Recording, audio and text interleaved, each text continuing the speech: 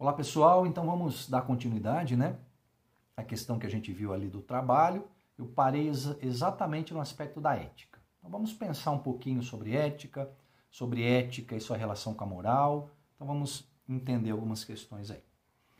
Eu vou trazer alguns problemas, eu vou ler para vocês aqui alguns problemas que acabam surgindo nas nossas relações sociais, nas nossas relações cotidianas. Por exemplo, vou ler aqui, tá?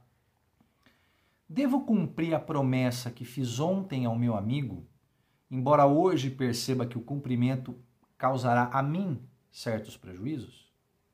Eu fiz uma promessa, tá? Só que nesse meio tempo, entre eu fazer a promessa e materializar, eu percebo que isso vai me prejudicar. E aí, o que eu faço? Se alguém à noite se aproxima de mim de maneira suspeita e desconfio que vá me atacar, devo agredi-lo primeiro, a fim de não correr o risco de ser agredido, aproveitando que ninguém vai ver? Ninguém está vendo, só tem vocês dois aí. Uma pessoa, duas pessoas, né? Uma pessoa chega perto de mim de maneira suspeita, eu acho que ela vai me agredir. É ético eu agredi-la primeiro? Tá? Devo dizer sempre a verdade ou há ocasiões em que devo mentir? Nossa, essa é complicada, né? Porque não tem nem como. Quem fala que só fala a verdade já está mentindo ali, né? Mas enfim, o fato de você falar a verdade é um comportamento ético, né? Ou não. De repente, o fato de você falar uma verdade é essa a questão, né? Podemos considerar bom o homem que se mostra caridoso com um mendigo e com instituições, mas que como patrão, falamos isso agora há pouco, né? Explora impiedosamente os operários e os empregados da sua empresa? Então, ele é uma pessoa altruísta, ele ajuda, ele contribui, só que distrata lá o funcionário dele, né? Ele é bom esse homem ou não? Ele é meio bom? Ele é bom e mal? Como é que funciona isso, né? Então, como que nós resolvemos esses problemas práticos? Vejam aí. Então, nós temos que formular juízos, nós temos que nos utilizar de argumentos para justificar a decisão. Ou seja, devemos pautar o nosso comportamento mediante o quê?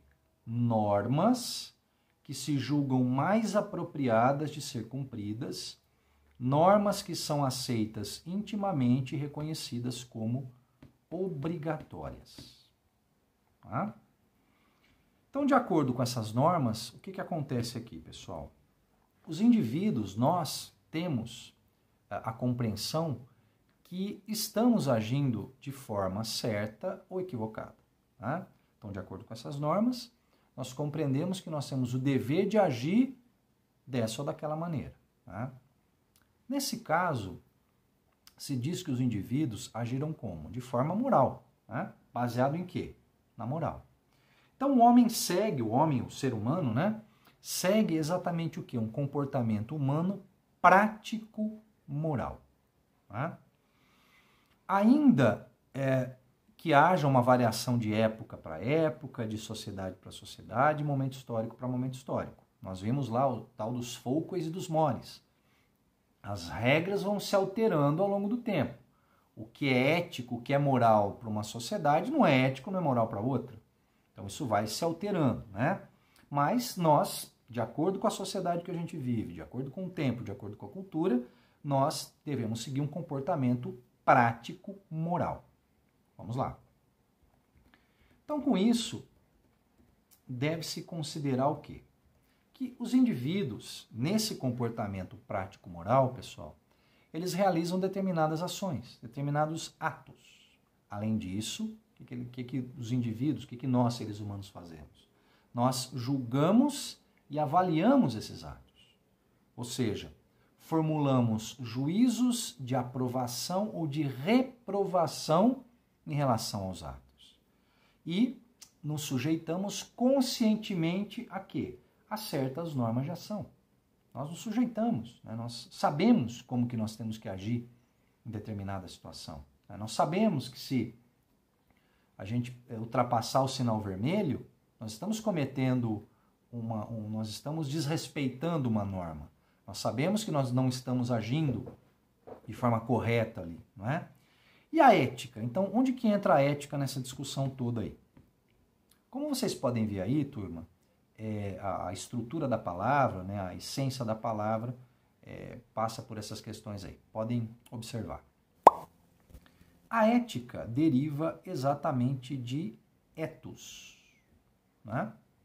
O que é o ethos? O ethos é o modo de ser, de agir, é o caráter que a pessoa adquire ao longo da vida. Tá? Então, a ética, por tudo isso, deve ser entendida como como estudo ou reflexão científica, filosófica ou teológica sobre os costumes ou sobre as ações humanas. Tá?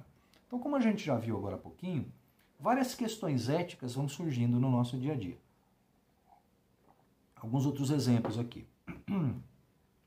Subornar um funcionário é um problema apenas ético? É um problema econômico? É um problema que envolve os dois aspectos? Há leis que, dependendo da situação social, econômica, política, enfim, são injustas. Nós sabemos disso. Elas precisam ser obedecidas ou não? Um pai que mata um filho para impedir que esse filho não mate o seu outro filho, está agindo de forma ética? O mandamento do amor aos inimigos é válido como uma obrigação ética para todos? Então, nós temos várias questões com as quais nós nos deparamos no nosso dia a dia. Tá? Muito bem. Esses exemplos, eles implicam exatamente o que? Alguma relação com outras disciplinas teóricas e práticas. Porém, são todos problemas específicos do quê? Da ética. Tá? E como eu já disse anteriormente, é importante, né, se ter claro que os costumes eles mudam, né, como eu falei agora há pouquinho. O que ontem era considerado indevido, errado, imoral, né, hoje pode ser aceito. E o que era considerado certo, hoje pode ser considerado errado. Exatamente por conta da mudança social. Então, a mudança social, ela vai se dar por N fatores aí. Então, ao longo do tempo, né, pode ser um tempo mais extenso, um tempo mais curto, a mudança ela vai se dar. E aí, as regras, as normas, as percepções acerca do que é certo, do que é errado, do que é justo, injusto, isso vai mudar. Tá? Então, nada é estático, fechado,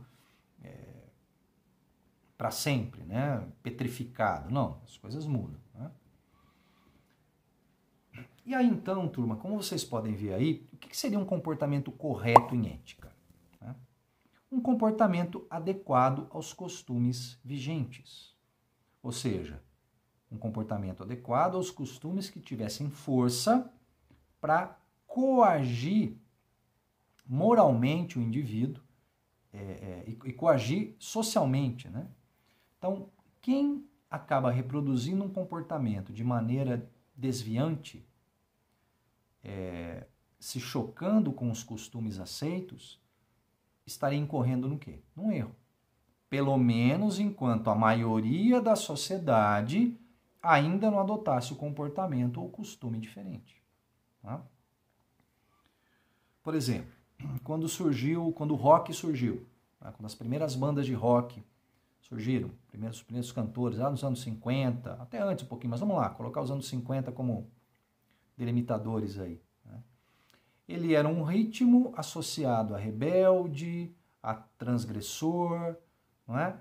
E com o passar do tempo foi um estilo de música que acabou sendo aceito pela sociedade. Né? Claro que ainda reside, em função das N variações, né, das diretrizes musicais do rock, ainda existe a questão da contestação, da rebeldia, né, da insatisfação. Mas lá no primeiro momento, quando surgiu, ele era um ritmo associado a indivíduos, vamos dizer assim, imorais. Né? Então, é isso que está falando aí. O indivíduo ele vai reproduzir um comportamento no erro, enquanto a maioria da sociedade ainda não adote comportamento ou costume diferente. Né? Então, essa ação seria errada apenas enquanto ela não fosse o tipo de um novo comportamento vigente. Né? É importante também, pessoal, considerar o quê? Que não são apenas os costumes que vão mudar. né? Mas também os valores que acompanham os costumes. Mudam também o quê? As normas, mudam os ideais da sociedade. Então, por conta disso que eu falei agora há pouquinho, da mudança social, né? Então, quando nós vamos teorizar, se teorizar no campo da ética, nós temos que pensar na variação dos costumes. Então, não há como dissociar uma situação da outra. Então, agora, turma, vamos buscar diferenciar então a questão da ética, a ética da moral. Tá? Vamos lá. A ética, ela pode contribuir exatamente para quê? Para fundamentar ou justificar certa forma de comportamento moral. Tá? A ética, como vocês podem ver aí, parte do fato da existência da história da moral. Isso é, toma como ponto de partida a diversidade de morais no tempo. Não se podem confundir ética e moral. Tá? Então, importante se considerar isso. Como vocês podem notar aí. A ética não cria moral, não é a ética que estabelece os princípios morais. A ética, na verdade, é a teoria do comportamento moral dos homens em sociedade. Ou seja, é ciência de uma forma específica de comportamento humano, que, como nós vimos, varia de tempo em tempo, de sociedade, enfim. A ética, portanto, ela vai se ocupar do quê? Do setor da realidade humana denominada de moral. Então, ética diferente de moral. A ética vai ter como foco exatamente o quê? A moral. Tá? Então, a moral não é ciência, mas ela é objeto da ética, que vai ser estudada, analisada, investigada, comparada, enfim. Né? Então, a moral, como nós vimos, né, anteriormente, ela deriva exatamente do termo latim os mores, que são lá as normas formais da sociedade, né? Baseado então nos costumes. Então a moral ela é um sistema de princípios, de valores e de normas. Né? E esses princípios, valores, normas é que regulamentam a ação dos homens na sociedade. Né? Exatamente esse conjunto de elementos que faz a gente agir de uma forma ou de outra. E nós podemos notar, turma, para caminhar para o final aqui dessa parte, uma mudança da concepção ética ao longo da história. Acabamos de falar o aspecto da mudança. Então, a moral muda, a norma muda, a ética ela vai mudando. Né? Por exemplo, na Grécia. Na Grécia, o ideal da ética estava, por exemplo, na busca teórica e prática da ideia do bem, como queria lá o Platão. Estava na felicidade, entendida como uma vida virtuosa, de acordo com Aristóteles. Estava no viver de acordo com a natureza, em harmonia cósmica, os estoicos. O ideal ético estava na busca pelo prazer, porém, né, de forma relativa, uma vez que os prazeres em demasia acabariam por produzir desprazeres, que eram os epicuristas. Na sequência, no cristianismo, então a ética identifica-se com os ideais religiosos cristãos. O homem, o indivíduo, viveria para conhecer, amar e servir a Deus. Né? E a relação dele com seus irmãos, tendo o mesmo Pai, Deus. Né? Então, o ideal ético se vinculava a uma vida espiritual, da relação com o Espírito, amor, fraternidade.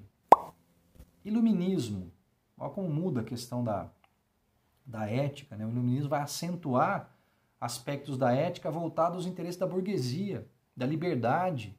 Né? Vamos pensar ali, né? Antes, a Idade Média, absolutismo, então se limitava à liberdade. Então, o ideal ético estava exatamente na busca pela liberdade pessoal. Né? Então, o que seria o ideal ético de acordo com a burguesia, de acordo com o iluminismo? Diz respeito à autonomia individual, diz respeito com aquele indivíduo que age segundo a sua razão e a sua liberdade. Então veja a mudança, né, da ética nesse sentido. O Hegel, importante filósofo alemão, né, que vai desenvolver o conceito da dialética, apropriada magistralmente pelo Marx e pelo Engels, na construção do seu materialismo dialético, materialismo histórico, perdão, ele considerava o quê? Que o ideal ético estava numa vida livre, dentro do Estado livre, Estado de direito, que preservasse os direitos dos indivíduos e cobrasse deveres, onde a consciência moral e as leis não estivessem nem separadas, nem em contradição. Né? No século XX, dando um salto aí, né? O ideal ético ele se relaciona diretamente a quê? A busca por uma vida social mais justa, né? A superação de injustiças econômicas, sociais, religiosas, enfim. Então a ética se volta exatamente na busca por um mundo mais humano, né? Onde se conseguisse então materializar uma justiça econômica, social, política, né? E essa reflexão, pessoal, ético-social do século XX, ela vai trazer uma condição muito importante, que é a seguinte. Muitos filósofos do século XX, né, das últimas décadas, se ocuparam de um tema importante relacionado à ética, que é a questão da massificação. Então, o problema da massificação se refere exatamente a isso. A formas de relações sociais nas quais os indivíduos se perdem e se desvalorizam. Falamos disso lá no comecinho da questão do trabalho. Né? Os indivíduos vão sendo reduzidos cada vez mais a funções simplesmente passivas. Nós agimos sem pensar. Nós agimos pura e simplesmente porque alguém falou que devemos agir dessa forma. Então nós não pensamos sobre aquilo que fazemos. Isso é o mais grave, né? Gradualmente nós vamos desaprendendo a arte do quê? De falar, de se expressar. Estou sendo chato nessa questão, mas isso passa, mais uma vez, pelo aspecto da educação. Se você não sabe ler, você não consegue desenvolver um raciocínio, uma lógica. Tá? Se você não sabe ler, você não consegue falar, né? Não pronunciar a palavra, mas se expressar, você não sabe ouvir, ou seja, você está muito restrito na sua condição de ser humano. Tá? Você não tem voz, você não tem vez, você não se manifesta. Então, essa é uma questão ética também. Tá? Passa por esse aspecto de nós, enquanto sujeitos sociais ou enquanto detentores de poder, aqueles que detêm o poder, permitir que os indivíduos se estruturem enquanto sujeitos sociais e não simplesmente enquanto bonecos, enquanto peças de uma engrenagem que executam uma função sem pensar sobre ela. Vejam como isso é empobrecedor para o ser humano. Imagina, não precisa nem imaginar, nós sabemos quantos e quantos indivíduos que agem dessa forma. Não porque querem, mas porque muitas vezes não sabem por que estão agindo assim. Então vejam como a falta do acesso à educação formal traz um prejuízo brutal para os seres humanos. Né? Desculpe, repito. Um dos pontos cruciais quando qualquer regime ditatorial, totalitário, enfim, regimes desse tipo, governos desse tipo, pessoas desse tipo que governam, qual que é o ponto crucial que eles vão atacar? A educação, o ensino. Não é?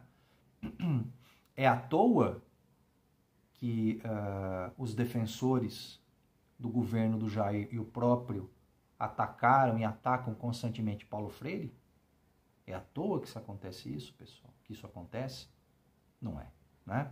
Sabemos que não é, somos pessoas com acesso à educação formal e por isso conseguimos desenvolver um pensamento crítico em relação a isso.